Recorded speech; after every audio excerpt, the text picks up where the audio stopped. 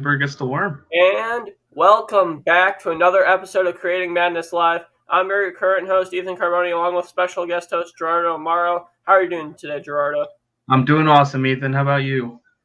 I'm great. We have a great live stream / episode, depending on when you're watching this planned. Starting off with the title of it, Auburn has fallen just yesterday. They lost to Arkansas, and how are you feeling about that?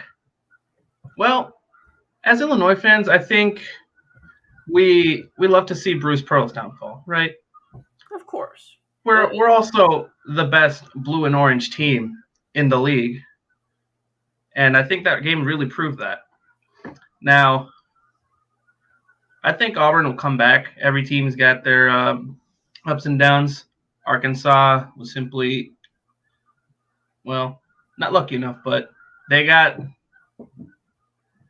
to experience the dub, and I don't think that's gonna do much to Auburn though, except be a learning experience for him.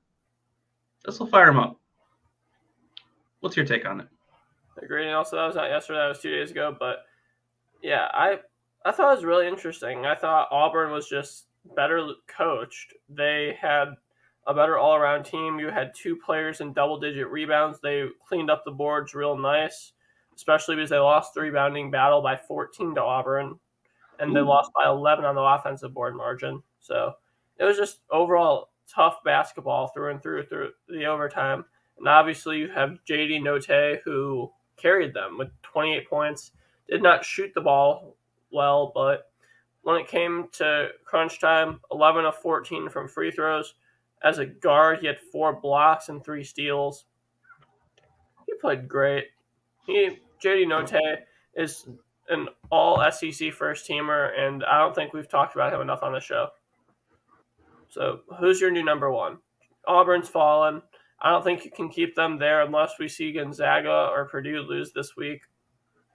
Well, let's see Gonzaga's last couple games. Yeah, I'm keeping Gonzaga too. Purdue has a strong case. No bias here. Yeah, well, of course we don't have bias. Our team just got mollywopped by them. Yeah, but we'll know the bias would be that's a good win for them.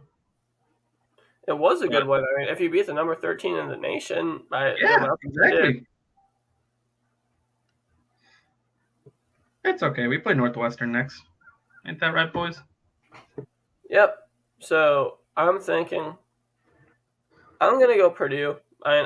At number one. I don't see any way possible, if you're Purdue, how you're not the number one seed unless Gonzaga makes that strong push. But yeah, I mean, let's see who Gonzaga's got on the schedule next though.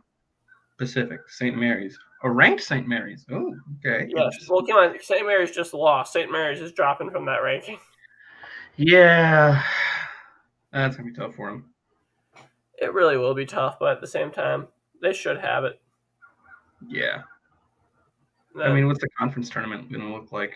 It's going to be St. Mary's, the other top seed there. Santa Clara, San Francisco. Okay. USD, BYU. Yeah. I mean, Gonzaga's going to look the same like they did last year. Agreed. Obviously, this is a more mature Gonzaga team, I believe. However, you can never have Gonzaga winning it. I don't believe in my whole heart that Gonzaga will win the national championship this year. I don't think they have a shot. Obviously, every team has a shot, but it's just... It also they lost a couple of games because I think a big part of their downfall last year was being undefeated and not having that learning experience. So they weren't actually, even though the schedule was perfect, they weren't playing perfectly as they could have if they had lost and improved on their weaknesses. So they got caught lacking versus Baylor. Agreed. And then before we move into the bracketology from Joe Lenardi, I have a question for you. I mean, you talked a bit before earlier today, but a quote from John Rothstein's Twitter last night. I'll say it again. The NCAA needs to consider altering the first four and making the Tuesday/Wednesday games the feature of the final 8 at-large bids, thus allowing all automatic qualifiers to advance to the round of 64. And I agree. Like you said, better matchups to start the greatest event in all sports. I'm all in. I don't see any reason why you're putting these. I don't want to say crap, but the teams that are the 16 seeds that, if we're being 100% honest, you don't want to watch. Yeah. I want to watch because I love college basketball, and I'll stay up till 11 o'clock to watch a Hawaii CSUN game. But yeah, the average college basketball fan doesn't care. The 16 pundits and gamblers will. Okay, yeah, true. But let's be honest here. The average college basketball fan. Had UMBC never upset Virginia, they wouldn't be we already don't pay attention to 16 seeds, but we would be paying attention even less. Yeah, no. I think 16 seeds should get a little more love. But they definitely should. Yeah. I think that if we're really gonna sit and think about it, I like the idea of having the 12 seeds and the 11 seeds battle, because we see a lot of 12 seeds upset 5 seeds. That's the biggest. That's, I think, the biggest upset margin besides the 9/8, which I don't even. It's an upset, but it's only by technicality.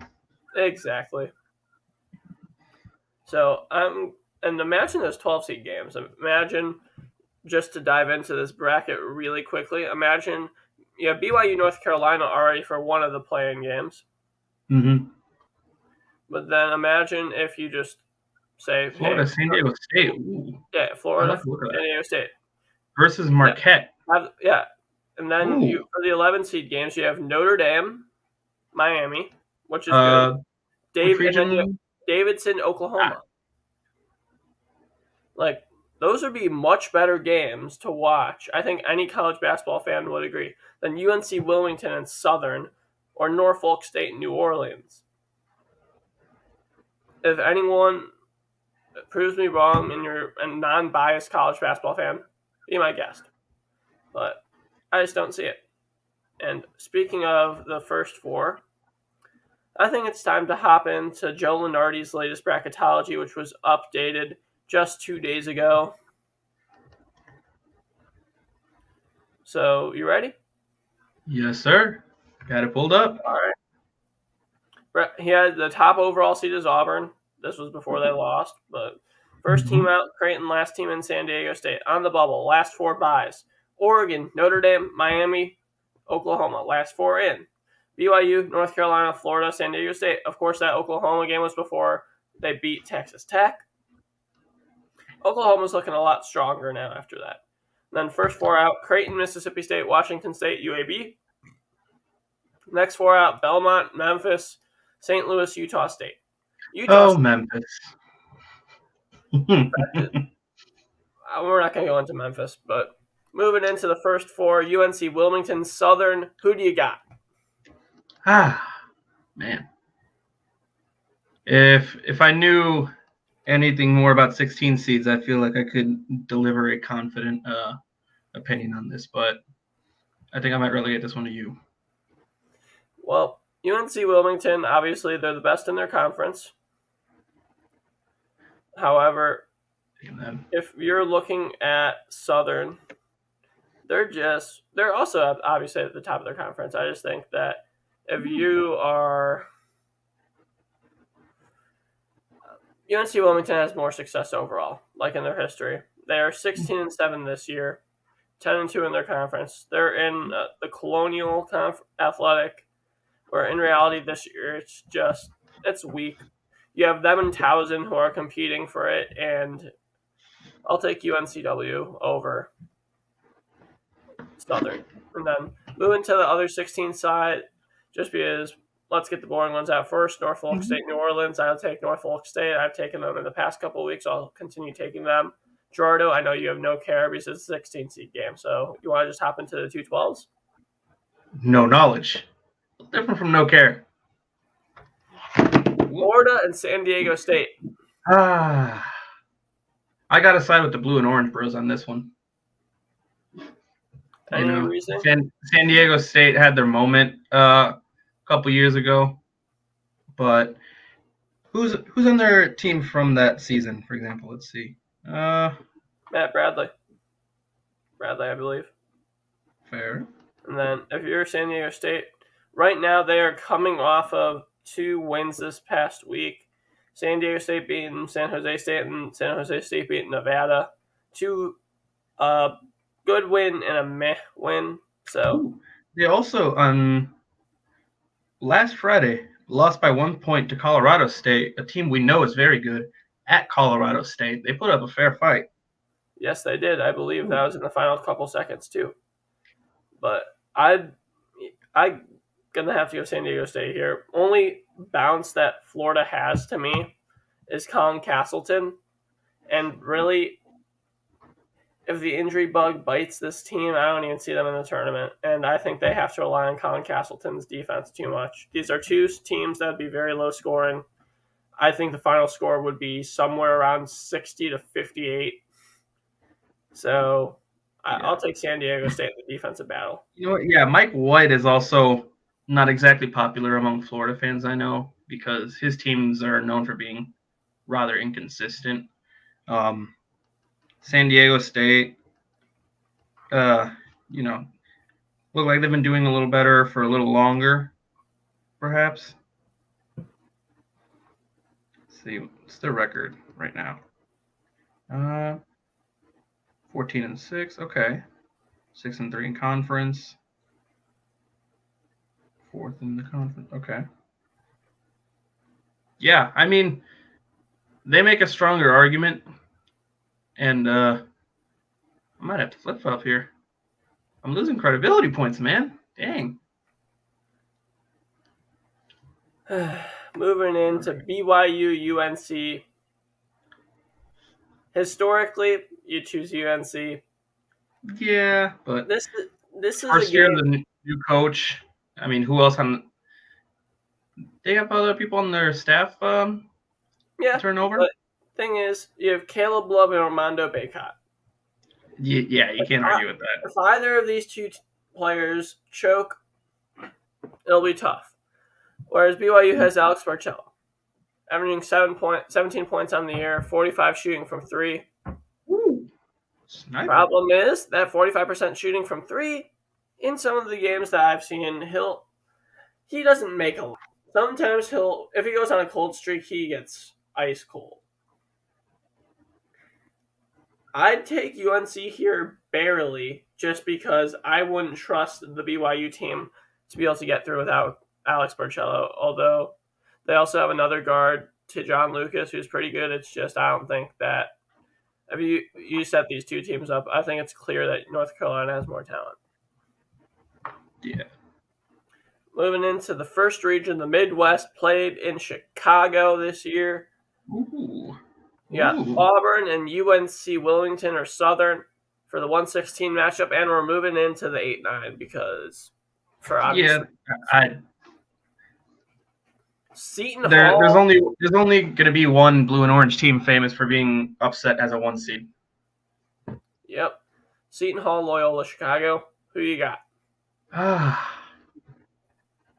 It's tough to argue with Sister Jean. I must say. It depends on if they play on a Saturday or a Sunday, you know? Loyola Chicago, God's team, Sunday, That's what happened to us last year. True. This Seton Hall team is also really hot. They've won 3 of their last 4. Ooh. Okay. Against who? Let's see. Big East. I mean, they beat Xavier yesterday. I'll take that. My only thing with that Seton Hall team, it's Jared Rhoden, Bryce Aiken. Then you have 2 other players that are good, and Kale and Yetna. It's just your guards need to shoot good. If your guards don't shoot well, then you're screwed. Yeah. And you're going up against the Loyola Chicago team, which is known for their defense. Although they did just lose to Bradley, yesterday. So you gotta. I think it's law now that you have to do the sweatshirt. Yep. But Yeah, Loyola. I mean, did Loyola also lost Porter Moser over the offseason and Cameron Crutwig, who had been their rock ever since that Cinderella run back all the way in 2018. Man, that was forever ago. I know. I feel like they lost a lot, and it's it's a season of tumult for them after going through change, almost like UNC. But although you do have Lucas Williamson, Brayden Norris, and Ryan Schwager, I believe, who are all very good players. It's just a matter of Loyola right now is fighting in that Missouri Valley, a conference that before the season could have had 4 teams make it. Loyola is going to have to just win the games they're supposed to. They didn't do that yesterday. Is if they get knocked off in their conference tournament, I see at least 3 or 4 teams in that, the same 3 or 4 that 2 of them they did not perform as expected. However, if one of Missouri State or Northern Iowa, or I have Drake in this personally, but if we see one of those 3 win the tournament, Loyola Chicago should still be in it, but nothing's guaranteed in March. nope. And then moving into an orange and white team, not the one that lost to North Texas last year, but Tennessee will have to play North Texas this year according to this projection. Now, what seed was let's see. Purdue was a 4 seed last year. Yeah, and this but is they're also Purdue. 5 and 12.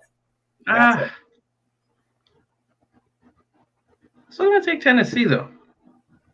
I don't know if I think they've looked decent. You think North Texas got the energy in them for an upset 2 years in a row? I mean, here's the thing with North Texas.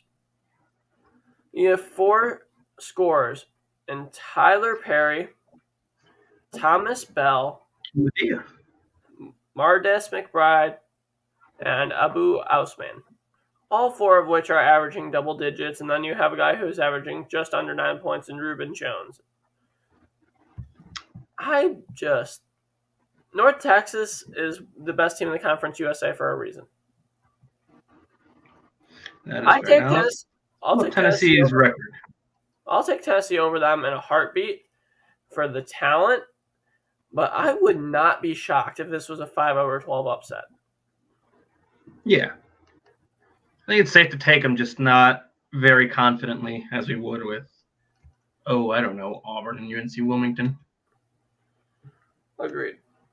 And then next up, you have the 4 seed of Houston, who just recently lost to SMU. Marcus Sasserless Houston team. I like Houston. They had Sasser. I had them as maybe even a 1 seed this year if he stayed healthy, but torn ACL's killer. Get better soon, man. I'm thinking that right now, Houston's a hot team. They did not necessarily have the game that they wanted to yesterday. But if they're able to contain the offense of Teddy Allen, then I think that they definitely have a great shot. I take Houston to win this one, but I think Houston would not be getting out of the Sweet 16 for sure. Hell, maybe not even around to 32 in this bracket. Who would they be playing in that case? Would it be? It would be the winner. Yeah. And then you got Tennessee. Xavier and Notre Dame. Who do you have here? I will say Xavier. I'm not too confident in Notre Dame. I was at the game versus Illinois, but Notre Dame didn't look too impressive, and it says more about Illinois back then. But Xavier's just in a tougher conference. I mean, they got the higher seed for a reason. Notre Dame is not exactly, a title contender within the ACC. Scratch that. They're top of the conference right now. They're half a game ahead of Duke. Oh, you love to see it. Agreed. And if you're Notre Dame, they're number one in the ACC right now, and they're coming off some very big wins.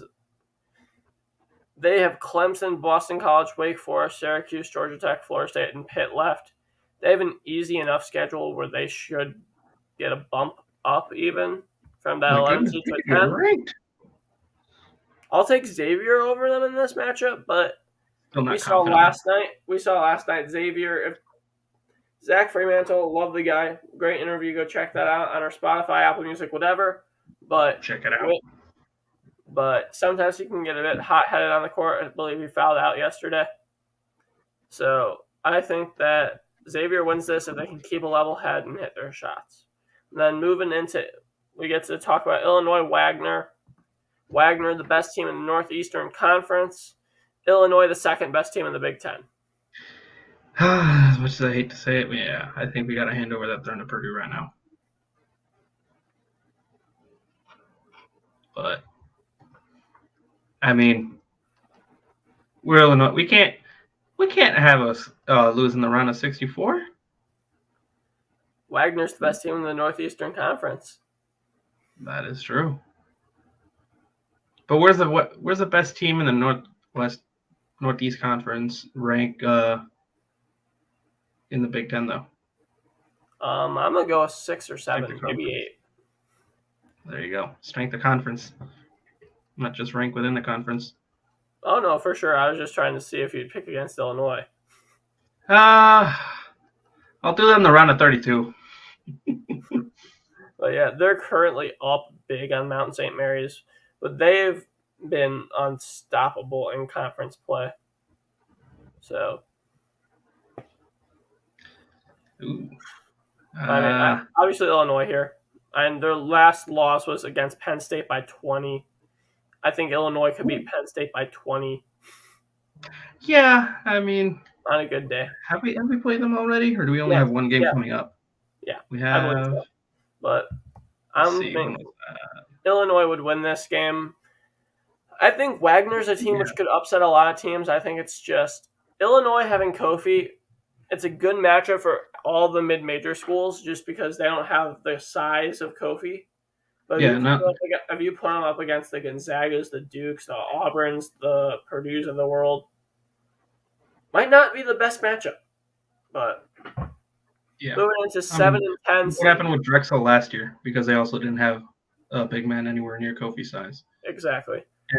Like any guy Kofi size, he just based off of that, you're not going to see him go to a mid-major, unfortunately. Yep. Then LSU, Oregon. LSU's dealt with some injuries. That's why they've fallen to a 7 seed. Reality, they have the talent of a 3 seed. Oregon, preseason top 15 team, they've fallen majorly. And have they not had that little bounce back week or two? Hey, still third in the Pac-12, though. Very true. But LSU has Tari Eason, who's the best defender in the country. Can't argue with that. And, they were one of the last undefeated teams in the league. How have they done since then? Well, I mean, let's check it out. I'm going to have to take LSU here, personally. I just don't think it's possible not to take the Tigers in this matchup. Yeah. Yeah, for me, it wasn't a matter of who do I take. It's how confidently do I take LSU in this case. Moving on to our next game, we got Kansas versus Longwood. Kansas, as you can tell, just got upgraded to a 2 seed in this last revision of bracketology. Now, do you think Longwood has any arguments against Kansas? I think we move into Arizona Colgate. Ooh, Colgate. Yeah. Love Colgate. If they were a 15 seed, they'd be a lot more deadly. Moving into St. Mary's, Wyoming. One of my favorite teams to watch for college basketball this year. No, that's not a joke. The Mountain West is the most entertaining conference in college basketball by a long shot. They did beat Colorado State, didn't they? They've beaten all their teams in their conference at least once. Only team that they're tied 1-1 with is Boise State. They have Graham Ike, who is absolutely incredible. And then you also have Hunter Melendano, another player that's insane. Both of these two players are NBA prospects. We're going to see Wyoming Cowboys in the NBA. Oh, yeah. So I think love St. Mary's. Great team. I just think Wyoming has the firepower to beat them. It'll be a good game, though, yeah? Oh, yeah, for sure. And then want to move into everyone's favorite Big East team, Marquette, versus, I think we both said San Diego State. So Yeah. you got Justin Lewis, who's a beast and can do really anything on the court from offense to defense. So, and they're going up against the San Diego State team. Daryl Morcell. Oh, man. Exactly. That name strikes fear through my heart. And I think it goes for both of us. But, go Golden Eagles. I mean, here's my thing. I'd choose Marquette, but San Diego State, it's just you're dealing with a team that is top 50 in the nation for defense. And they are good at what they do because only problem, Matt Bradley is their only guy that can score the basketball. They have a bunch of key role players that are averaging 5 or more, but in reality, you have one guy over double digits. You have one guy over 9 points. That's Matt Bradley with 17.7 points a game. If Marquette just can shut him down, the role players on that San Diego State team would need to have a hell of a game. But I'd take Marquette here. Moving into Michigan State and Chattanooga. Chattanooga keeps moving up the ranks. They're a high 13 seed in this case. Who you got in this matchup? Michigan State, some people might say that 4 is a little high for them, depending on their conference play. However, I think they still have potential, even if they did look a bit shaky in some of their conference games earlier. And also, like you said, with a couple other games, historically, you got to take Michigan State. See, I've been riding the Chattanooga mock train for a few weeks now. And I just think having David Jean-Baptiste, Malachi Smith, and Silvio D'Souza, that 3 people core is enough. Because the guard play of Chattanooga, much more superb to the guard play of Michigan State. Michigan State has the forwards. I think Silvio D'Souza, if he can mature on his defensive side of the ball, I think he'll be fine. But I've taken Chattanooga to upset each time the past 3 weeks. So. I mean, hey, I wouldn't be complaining. Exactly. And moving in, Alabama and Miami. How good is Miami? Because we know Alabama has a thing for beating teams they shouldn't and also losing the teams they shouldn't. Do you think that voodoo is going to carry on into March Madness? I think it's got it, but the thing is, if you look at it from the simple fact of Miami has surprised everyone this year. Cameron McGusty's insane. Isaiah Wong, insane. And then you go to look at Alabama. It's going to be the battle of the guards. Alabama has the better guards. I'd take Alabama to win this. But I would not be surprised if we saw Alabama lose to Chattanooga in the next round. Or Michigan State. If they, oh my bad, that's a Sweet 16 that they play them if they made it that far. Yeah, I think you meant Providence or Vermont. Yeah. Who do you got in this matchup? The Catamounts or the Friars? Friars have been on fire this entire year. Best team in the Big East. Only team that can beat them is UConn. I think Vermont gets a bit of hype, deservedly, as one of the best mid-majors out there, but also Providence is a damn good team within their conference, and they play in a damn good conference too. They're just too much to argue with right now. Agreed. And then for the thing is, what Providence is really good at is shutting down guards. Ben Shengu averages 15.5 for the Catamounts. He'll be slowed down. Problem is, you have Ryan Davis from Schaumburg, Illinois, 6'8", forward. Providence ain't the best with stopping forwards. They can definitely do it. It's just they're incredible at shutting down the guard spot. Al Durham's going to have to lead this team well and make sure that he hits his shots. But I think they beat Vermont. And yeah, Indiana, Colorado State. This bracket was made again before Indiana lost to Northwestern. I think that us two, both Gerardo, have Indiana falling out of March Madness entirely by the end of the year. I would not be surprised. So, but assuming they make it, I mean, hey, they beat Purdue. They have potential. I'm not gonna exclude them from still getting into March Madness, but that's actual likelihood of seeing them there. Don't know. Depends on if they can pull it together. Assuming they do get to play Colorado State, I think we all agree that Colorado State is still a very good team. For sure. And the thing is with Colorado State, David Roddy and Isaiah Stevens, John Tanji, your three best players are guards. That's not too much of a problem. In most cases, it's just going to be a matter of, can we really see Deshaun Thomas take the bigger role and stop Trace Jackson Davis? What would you say here? I honestly don't know what you could say, because if you're Indiana, you have so many guards that you have to focus on, so much 3-point, so effort, so much of the ability to drive and kick. Firepower. It's firepower versus Trace Jackson Davis and whichever role player decides to step up. As good as Trace Jackson Davis may be, I'm going to have to go with numbers on this one. Same. Colorado State for me. He's not going to be able to clamp all three of those guys. Baylor, CSU Fullerton. Baylor's too good. Baylor OP needs nerf. Yeah.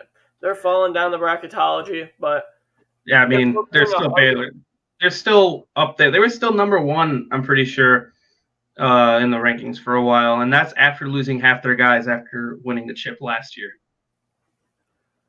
Scott Drew he's too good. He knows how to basketball. Exactly. And then Gonzaga, Cleveland State.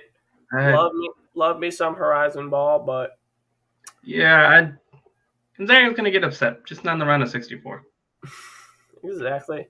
And then back to everyone's favorite conference, the Mountain West, putting them against the Big 12, Boise State versus Iowa State. Can Isaiah Brockington get it done against Boise State and their power? What do you think? Well, I mean, let's look at Iowa State. How have they done lately? Because I know they were making some noise earlier, but I think it was more noise than a 9-seed merits. So you'd have to see what's happened recently. Oh, I stand corrected. No, they made noise outside of their conference. Okay, exactly. Iowa State has fallen off since their big upsets. It's just a matter of they're not getting it done. They're keeping it close with some of these great teams. I'm not seeing them win these games. Keeping it close? I don't see that in February. Let's see January. Okay. It was more so early. It was more so in the January month that they were keeping it close. February's not been their month.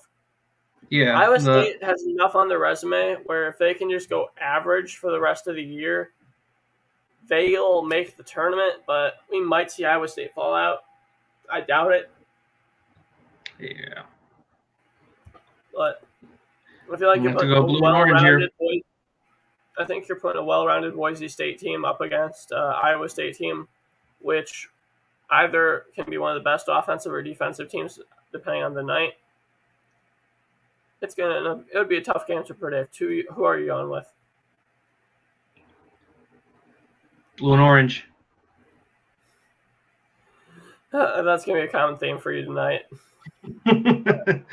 I mean, hey, we already went over Auburn, Illinois, Boise State, Florida, which you ended up converting to them losing against San Diego State. Is UVA even in here? Nope. Nope. But yeah, Isaiah Brockington, Tyrese Hunter, Gabe Kalshur on Iowa State. And then you got the 4-person scoring tandem on Boise State. I take Iowa State here just because I feel like Brockington is just too good. However, Boise State would not surprise me. Yeah. Now, that being said, you're still not going to go with numbers because, I mean, you could say the same thing about Trace Jackson Davis versus Colorado State. Difference is Isaiah Brockington is more of a guard, and Tyrese Hunt, like Iowa State has the guard matchup versus Boise State has the more interior or wing matchup, in my opinion at least. And then you have Villanova versus North Carolina. North Carolina, we mentioned, should beat BYU, but Villanova should beat either of these teams. I'd love to see Villanova beat North Carolina again and again and again in the tournament. I think that they would. I think Colin Gillespie is just so good, and I think really you're putting up a very, very good team in Villanova against a team that doesn't have passion in North Carolina. Yeah. I mean, how much passion can you have after losing their coach, you know? And also, even then, I think for history's sake, regardless of how bad the game plays, it's still going to be a good game. It's almost like the Rose Bowl. Doesn't matter the gameplay. For some reason, it always just ends up being a good game every year. Except Bama Notre Dame. That was kind of mid. But, true. You know.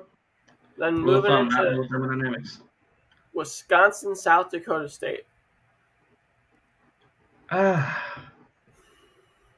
See, this is tough for me. I like South Dakota State. I did. They're the Mike Tom the GOAT, but they're the best scoring team in the country at some points. And you have Noah Friedel. You have Baylor Shireman. As well as if you add Douglas Wilson, just those 3 players alone, that's gonna be tough. But I don't think any of them are gonna be able to stop Johnny Davis. That's just me, though. Yeah, I mean, there's a reason Johnny Davis's name is everywhere, you know, and he's doing it against the best of them. I think just because you have the very much firepower of Johnny Davis, Brad Davidson, I think you've got to have Wisconsin winning this. Yeah, on that note,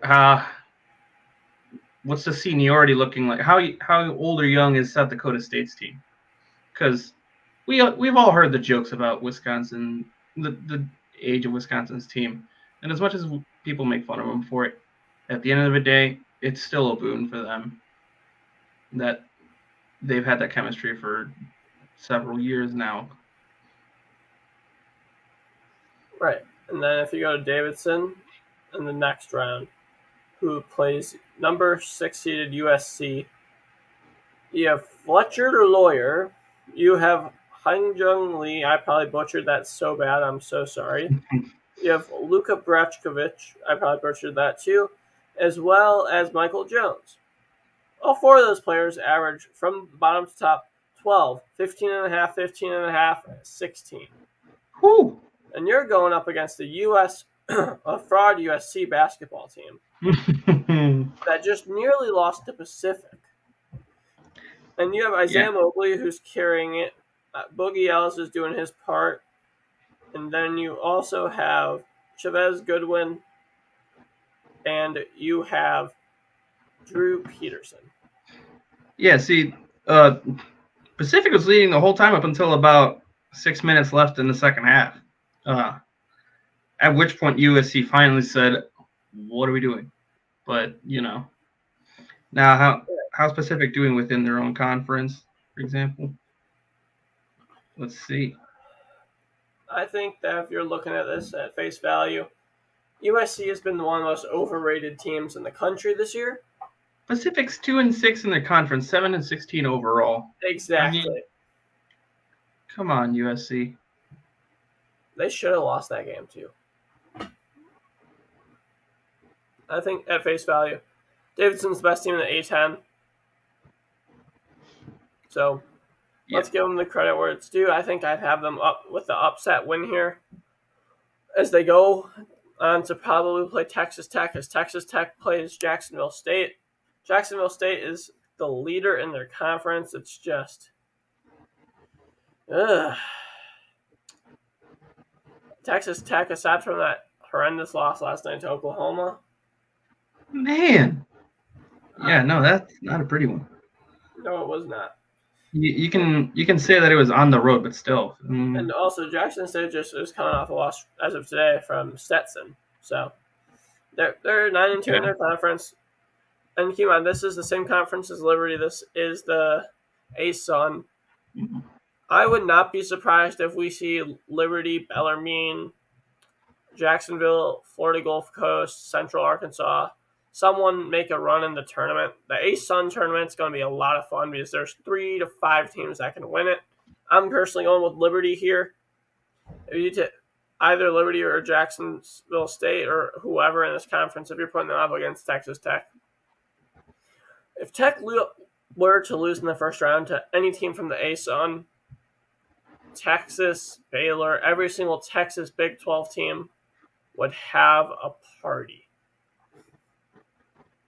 Yeah. I completely agree with you on that one. And then you got, next up, 7-10, Arkansas, J.D. Mote versus Murray State, the best team that they've ever had. Wait. Who are you going to go with here?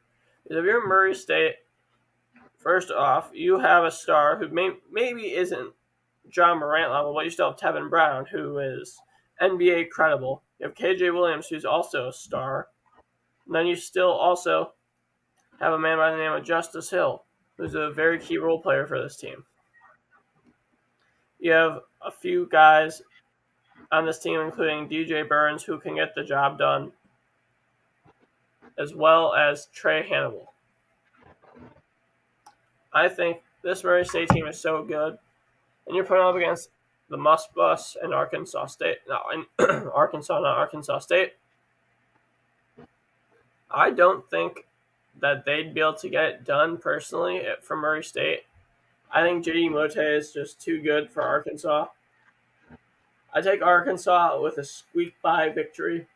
Yeah, I mean, the question is, how often have they pulled it together like they did last night? Because we've already seen what they can do. Auburn played better basketball and Arkansas still won. The question is going to be, can they carry that into the tournament? I mean, thing is, like, they're beating the teams they're supposed to. They've been on a real nice run recently. I don't think, the last loss goes back to January 8th. And they have a tough-ish schedule with the likes of Alabama, Tennessee, Kentucky, LSU, and Tennessee again. They also have Missouri and Florida. In the rest of their season, I think that you need to at least win 3 games. If you can win 4, that'd be great. Yeah.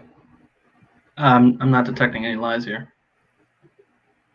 Moving in to the 2:15, Duke and Yale. You have the ACC powerhouse versus the second best college in the country. That ACC powerhouse is also second in the ACC. I feel like Duke's always been that team where they have so much young talent that they're going to drop a few games at the end and they're not going to be able to close out. Obviously, I would not pick Yale to upset them here, but yeah, no. I would not.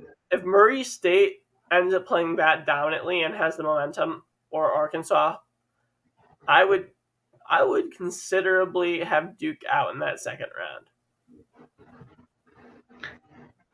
Not a bad take. I mean, Duke has made national news because they got upset by, all the way back at the end of November. They got upset by Ohio State now. Let's see.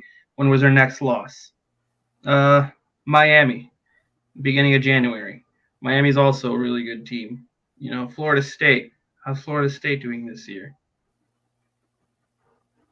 Florida State's not the best this year. We've seen Florida State this year is not the best team. And I'm thinking of it in the sense of right now.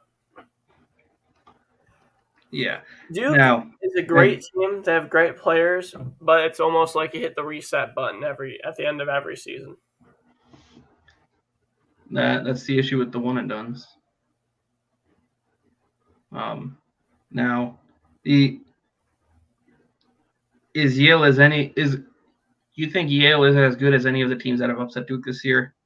And I'm including UVA when I said that. No, Florida State absolutely killed Penn, who's third in the Ivies right now. Ooh. So I'm not taking any Ivy League team to upset Duke in any stretch of the imagination. Now, that being said, all those other teams that upset Duke were really good teams. But 3 days ago, we saw UVA do it. What do you think? That UVA team is an above-average college basketball team. They're not a tournament team is the problem.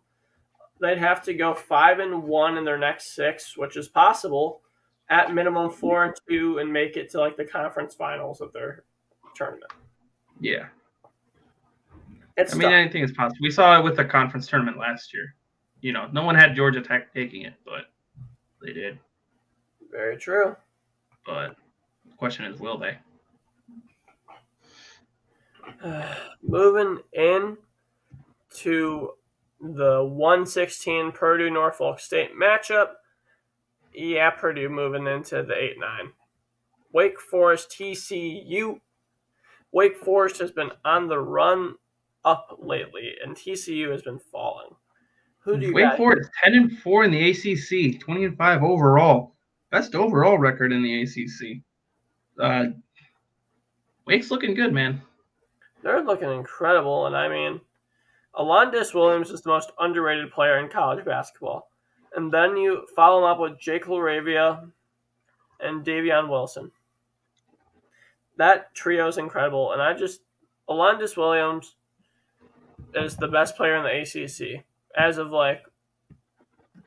by himself carrying his team.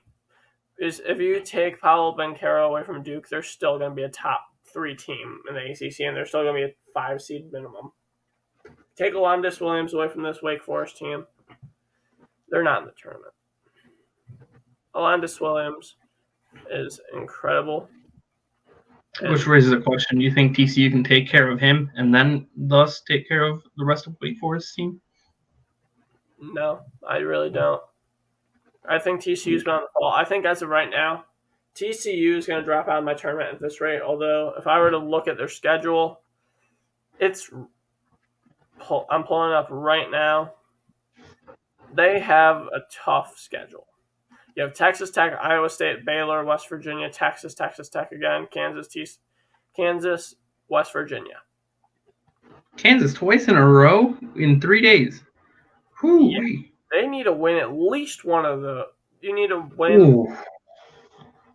That's brutal.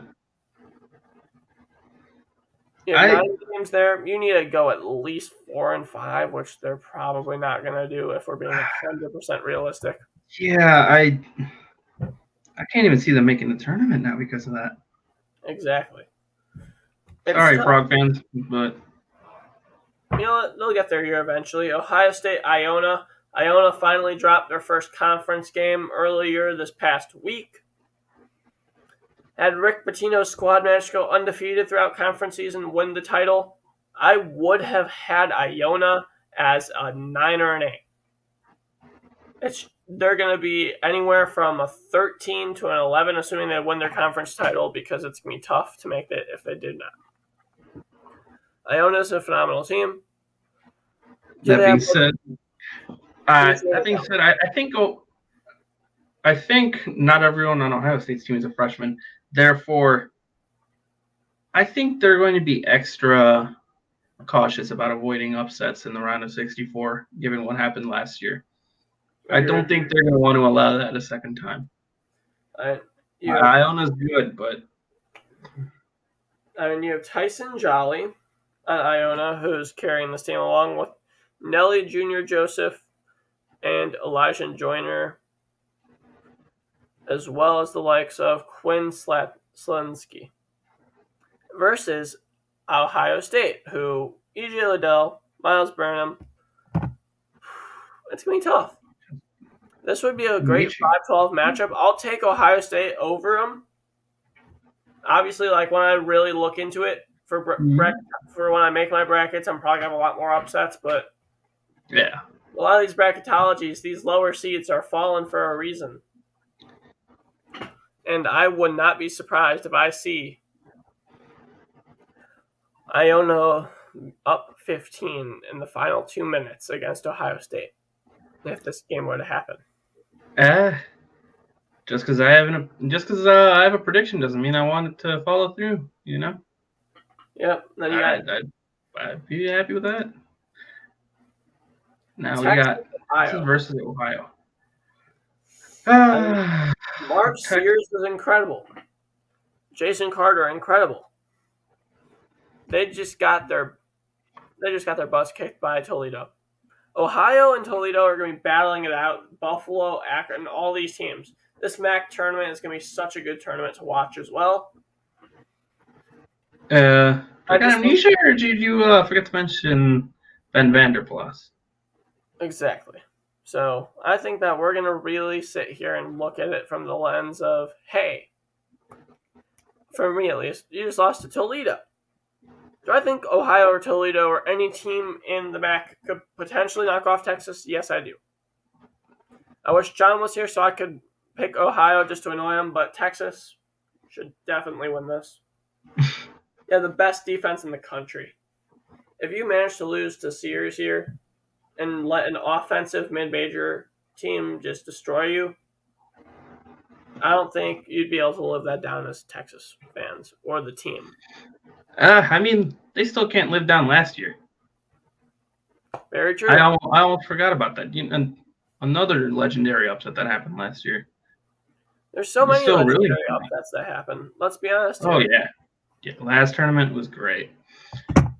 Then moving into the final 4 sets of games, you got UConn, Oklahoma. Oklahoma's on the rise, in my eyes, especially after that Texas Tech win. Quite inconsistent, though, yeah? Very, but here's the thing. UConn, do they rely too much on R.J. Cole? What do you think? Well... Because you also have Tyrese Martin, Adam Sanogo, who's a beast. I think UConn gets it done here, is a Sanogo, although Oklahoma's such a good defensive team. And you have Tanner Groves there, too. We on the Porter Moser train? Yeah, I'm not going to. I got to stick with UConn. I got to stick with the Big East. Fair. I don't have a single Big East team make it past the Sweet 16. But not even Baylor? Wait, you said Big East, not Big 12. My bad. Yeah. UCLA, Weber State, whatever you want to call it. If Weber State, I'm going to call it Weber State because that's just the way I pronounce it. Weber State, if they were to beat UCLA here, Johnny Juzang, I don't think you'd ever hear the end of it. I think UCLA would be able to destroy them, personally. Yeah, I have no qualms about UCLA. Jaime Vasquez has been one of the best players in the country. His stats are a little inflated, but you still have Johnny Juzang. You still have Julius Bernard, Ty Campbell. I think it's going to really be, can this team shoot the ball well? Is Johnny Juzang 36.8% from 3? Better than all. The answer is yes. That's better than all shoot from the free throw line. But and realistically, they'll beat Weber State, but how far can this UCLA team go? If they're shooting crazy shots and they're not making them, it's going to be tough. And then, your favorite team in the Big Ten in Iowa against San Francisco. Our favorite Big Ten team. Who would you have in this matchup? Keegan Murray or San Francisco? Well, I mean, what's the matchup looking like? Think San Francisco's got anyone who can stop them? Well, I think that it's more so they're going to be able to outscore, if anything, because you have Jamari Bouya, who's a beast, averaging 18-5 and nearly 4, as well as 1.5 steals and nearly a block a game, while shooting nearly 50% from the field and almost 41% from 3, as well as Johan Masalaski. And you also have Khalil Shabazz, and you have a few other key role players on this team. And then you're going up against an Iowa team that's Keegan Murray and a bunch of people that are supposed to be able to shoot the ball.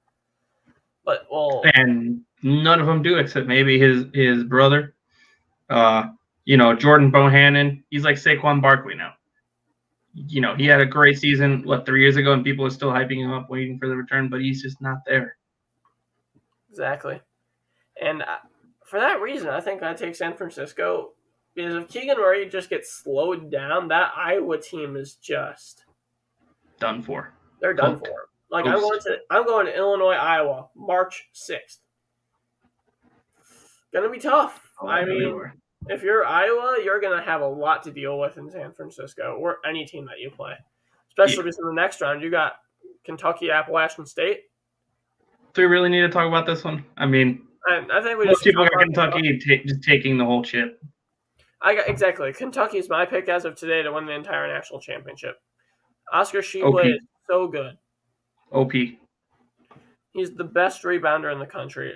Just looking up Kentucky basketball, their entire team is incredible. You have Oscar Tshiebwe, Ty Washington, Kellen Grady. You have Keon Brooks. You have Severe Wheeler, David Mintz, Jacob Toppin, Damian Collins. We have so many great players on this team.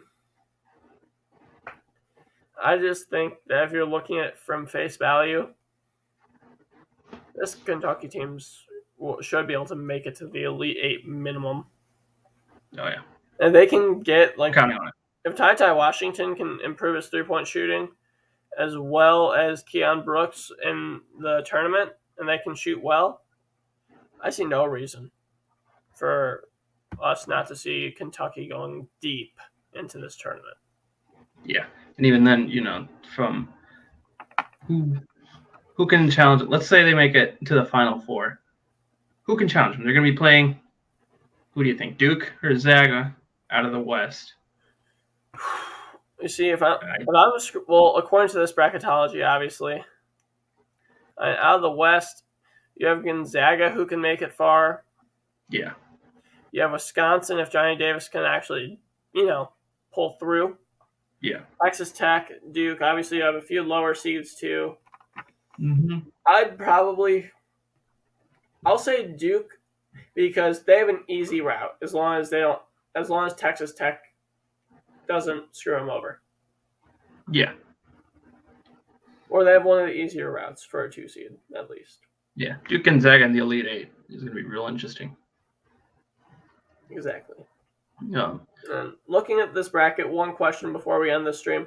Looking at the bracketology, who do you believe could be this year's Cinderella story? Obviously, my pick's Chattanooga. I've been into that a million times. What's your pick as a special guest? All right, let me go through this bracket again real quick. And you have a few options. You have Wagner, New Mexico State, Longwood, Colgate, even Chattanooga, like I have, Vermont. It hurts me to acknowledge Wagner has a possible Cinderella story. San Diego State or South Dakota State. But Iona, who are you going? What's your mid-major team that you believe can go far? Potentially even Final Four level far. Whew. Okay, I don't know about Final Four, but just going off, just reading from the top, we got North Texas. We've seen them prove they got upset voodoo in them, right? We can't sleep on them. Wagner, like you said, railing their whole conference. Toothpaste University, they're playing Arizona. If they're playing anybody else, I would totally have them as a Cinderella story. But Wyoming, are we allowed to call 9 seeds Cinderellas? You know what? Sure. I feel like Wyoming from beginning of the year, yeah. If we're being 100% honest, are you going to sit here and tell me that the average college basketball fan that's not been paying attention this entire year and only starts watching once conference tourney season hits is going to be taking Wyoming to go far? Exactly. Like, they're already a Cinderella story. Exactly. But I think that's wrapping it up for us. Thank you so much for joining me, Gerardo. And for everyone who watches, make sure you subscribe to the YouTube. Check out the Twitter at ATR Madness. Gerardo, you want to shout out your stuff? This is all your show, buddy. All right. Well, thank you all for tuning in. Thank you for joining me. And good night, folks.